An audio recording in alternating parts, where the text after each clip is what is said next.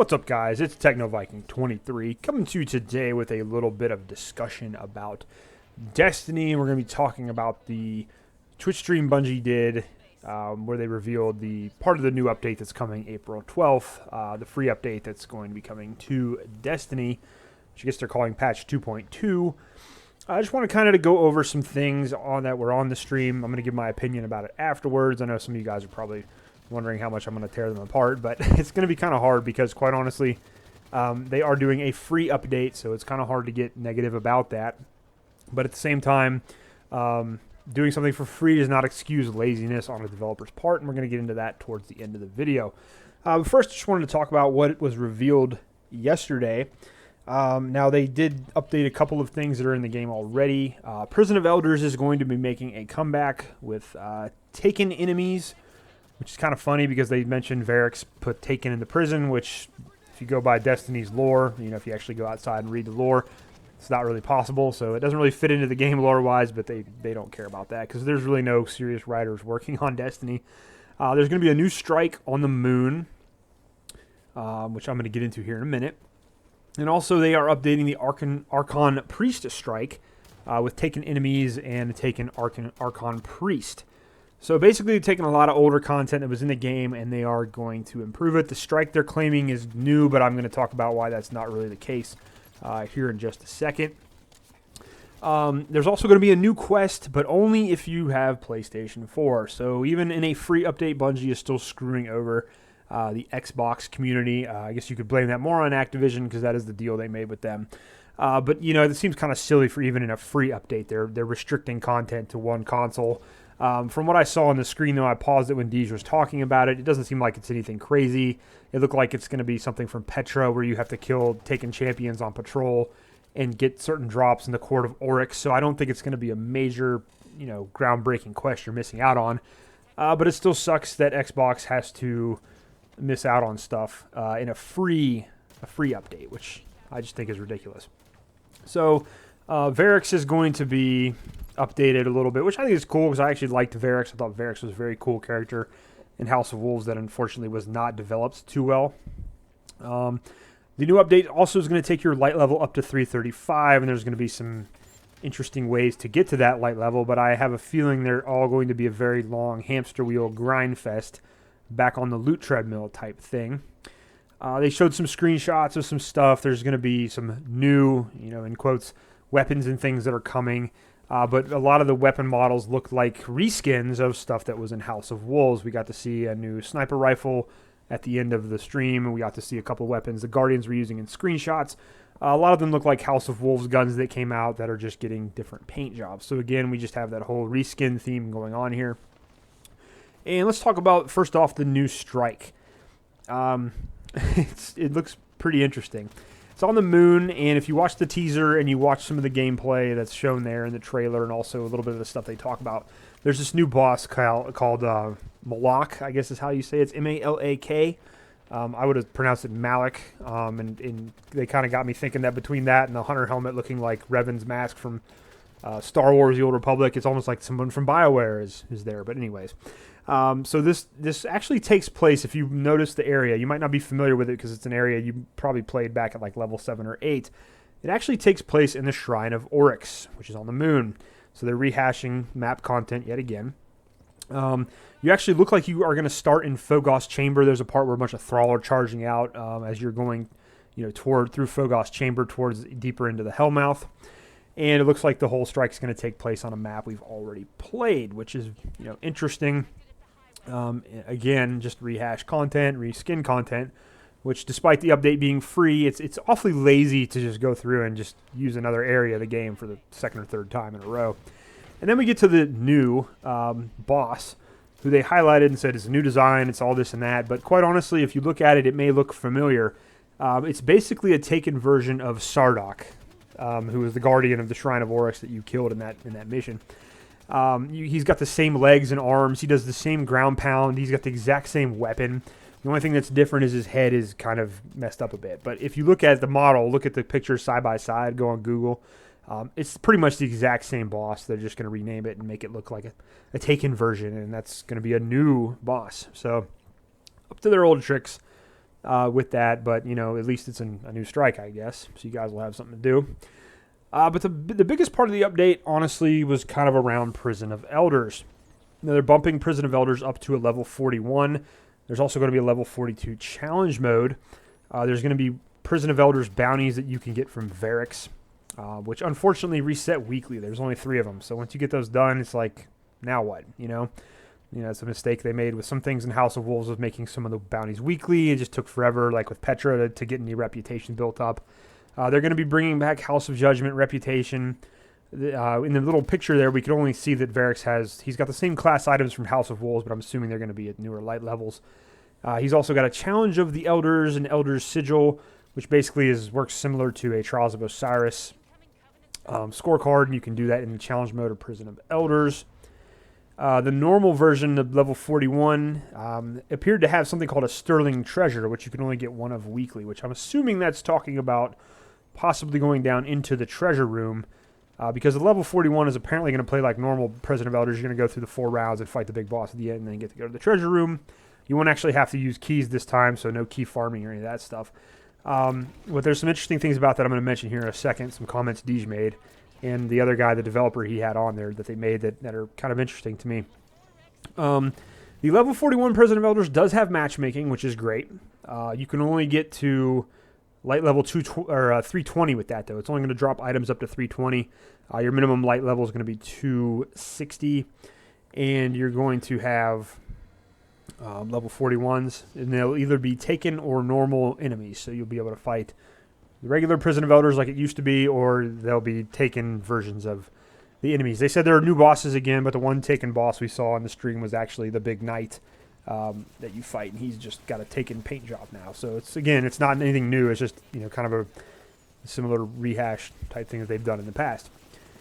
Now, level 42 is the challenge mode. That's where you're going to come into play with that Elder Sigil. If you go through and you're able to get the high score goal accomplished on there, you will get a weapon from Varix that can be up to, 335 light. If you manage to get the cumulative score accomplished on that scorecard, you will get a level up to 335 armor piece.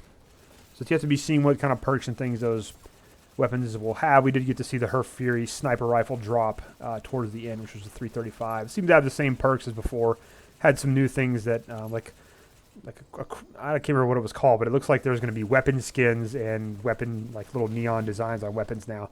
So they're doing like a weapon customization thing finally, which, they're taking a lot of credit for it and talking about how it's cool, but it's something that's been in a lot of other games for a long time. You're just now adding in weapon skins and things like that in Destiny, which has been out for a while, and in games like Halo 5, Call of Duty, even The Division has weapon skins at launch. It's like, why are we just now getting these features in a game that's been out for such a long time? It doesn't make any sense to me, but whatever. I guess some people are really happy about it.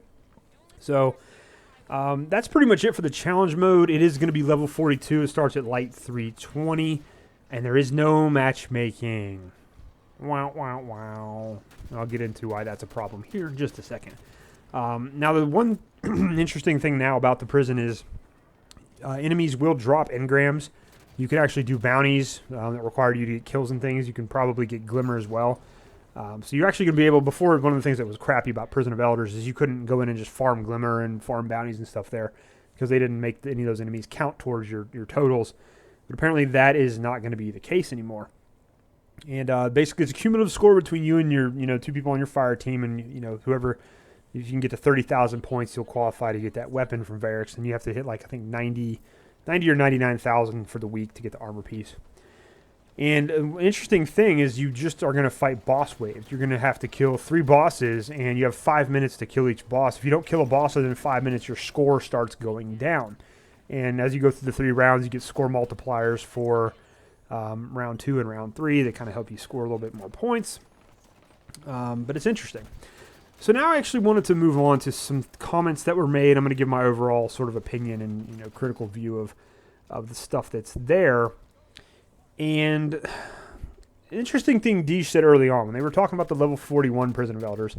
Deej made the comment that you could basically play it as much as you want. You could go down into the treasure room, open as many chests as you want, and that you'll get all kinds of exotics and marks and in gear and stuff up to level 320. I thought that was pretty interesting because later on in the stream when they were talking about the level 42 mode, they specifically stated in the level 42 there is no treasure room. And Deej kind of made an offhand comment about, hey, we're letting you go down in the treasure room once a week. So that brings me back to the whole thing. So which is it? Is it you can play it as much as you want, or is it only once a week? And that's, I was talking about that sterling treasure earlier. I think it may wind up that it's just once a week. And what further leads me to that is they've already come back on something else they said in the stream, which was the developer who was with Deej said that you will have checkpoints in the 42 challenge mode.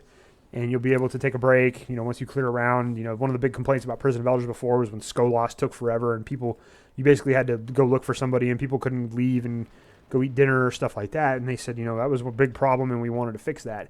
Well, then today in the Bungie weekly update, Deej specifically said that, yeah, we said it on stream, but it's not actually true. There's no checkpoints in Prison of Elders. So yet again, Bungie just can't get their info. I don't understand where the miscommunication is within their own company, where they have so much misinformation all the time about this game. It's like certain people say things about the game, and it's like, oh no, he misspoke, or I didn't know. It's like the whole thing with Derek Carroll back in December talking about the whole, PvP thing and the lag issues. And then he comes back and he's saying, oh, no one's testing matchmaking, no one's making changes. And then he comes back a couple months later with egg on his face. And it's like, oh yeah, they were doing stuff and I didn't know about it. So still seems like there's a lot of stuff like that going on at Bungie where they just don't even know what people in their own departments are doing. It's quite interesting. But that's pretty much it, guys. What I want to talk about now is, like I said, it's a free update, and that's really great. It's great that players are going to be getting some new stuff to do in the game. But it's not really new. None of it's really new. President of Elders is old. It's been out there for a while. It's just getting a reskin. It's getting some new... There's a new light level and things like that. And that's exciting for some people. But I don't think it's as big of a deal as a lot of people are making it out to be. And that's where I'm going to talk about where just because it's free, it doesn't excuse a developer from being lazy. This update we're getting, this is not something that should have taken them 7 months to do. If you're telling me this is what they used all the money from the microtransactions for, and this is what took them 7 months to put out in terms of content, I think that's hilarious. It's just funny because it's just lazy content. It's just updating stuff that's already there. It's bringing back old weapon models. We're putting shaders on guns now, and reshading older armor. We're going to let you do stuff like that. Who cares? That's the thing.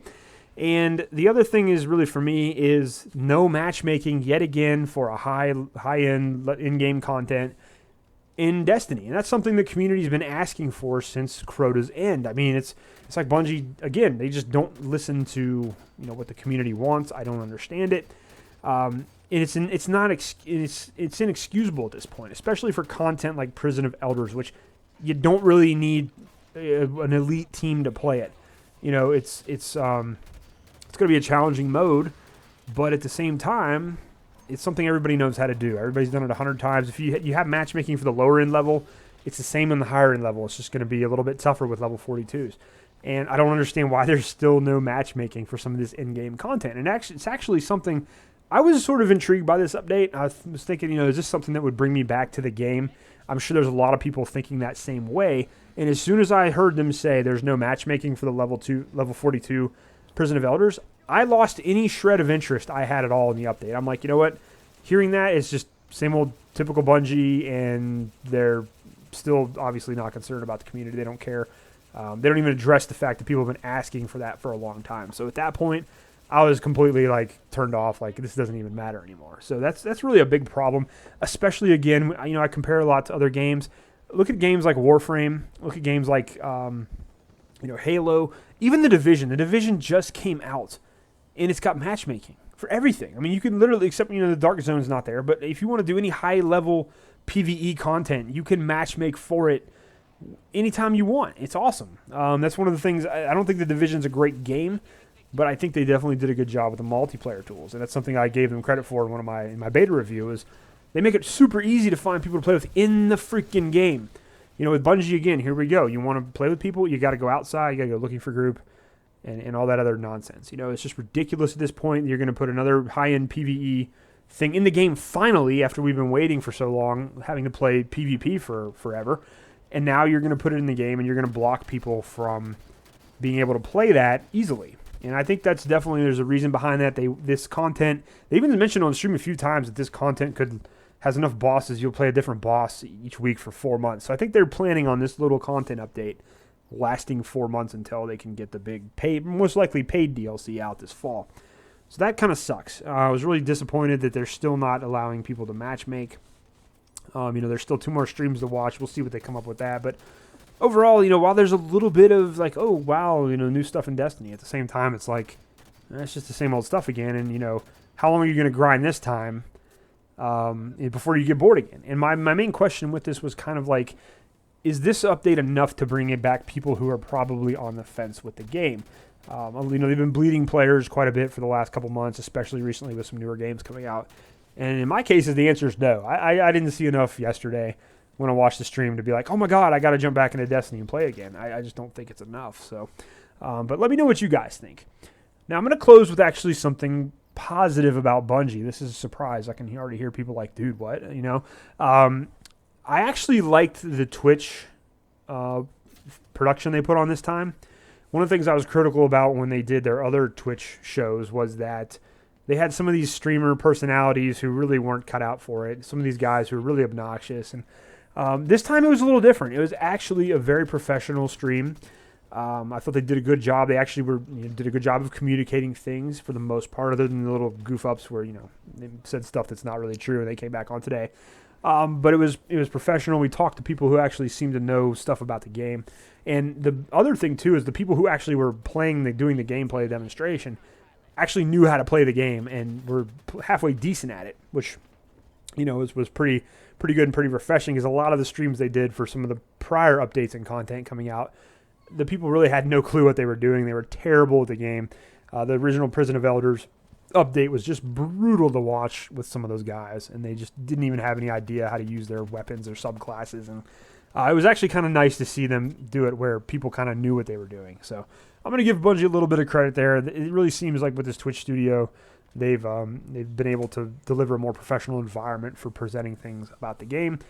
Now I just wish they would turn that over to actually working on Destiny instead of just putting out reskins, for content. It's very interesting how, again, like I said, it's a free update. It's kind of hard to get too mad about it or be very critical. But at the same time, like I said, it being free does not excuse the fact they've pretty much ignored the game and lied to the community for the last, 7+ months.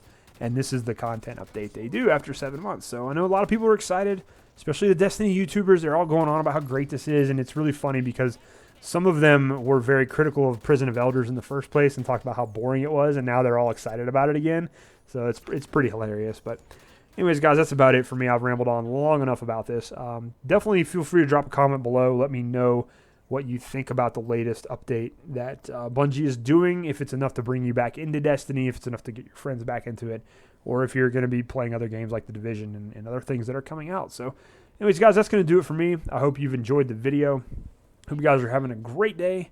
Thanks as always for watching, and I'll see you again next time.